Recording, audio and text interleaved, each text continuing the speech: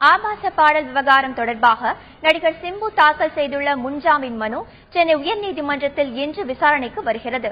பெண்களை கொச்சைப்படுத்தி சமூக வலைதளங்களில் பீப் பாடல் வெளியிட்டதாக நடிகர் சிம்பு மற்றும் இசையமைப்பாளர் அனிருத் ஆகியோர் மீது கோவை மற்றும் சென்னை போலீசார் வழக்கு பதிவு செய்துள்ளனர்.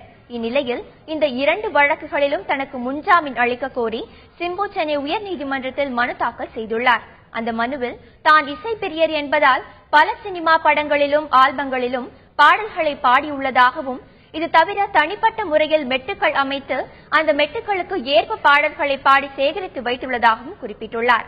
தற்போது வெளியான பீப் பாடலை தான் வெளியிடவில்லை என்றும், தன்னுடைய பாடலை திருடி இணையத்தில் வெளியிட்டுள்ளதாகவும், அப்படி பாடலை வெளியிட்டவர்களை கண்டுபிடித்து சட்டப்படி நடவடிக்கை எடுக்க வேண்டும் என்றும் காவல்துறையிடம் புகார் அளிக்கப்பட்டுள்ளதாகவும் சிம்பு தெரிவித்துள்ளார். எனவே கோவை ரேஸ்கோர்ஸ் போலீசார் மற்றும் சென்னை மத்திய குற்றப்பிரிவு போலீசார் பதிவு செய்துள்ள இரண்டு வழக்குகளிலும் தனக்கு முன்ஜாமீன் வழங்க வேண்டும் என்றும் அவர் கேட்டுக் கொண்டுள்ளார்.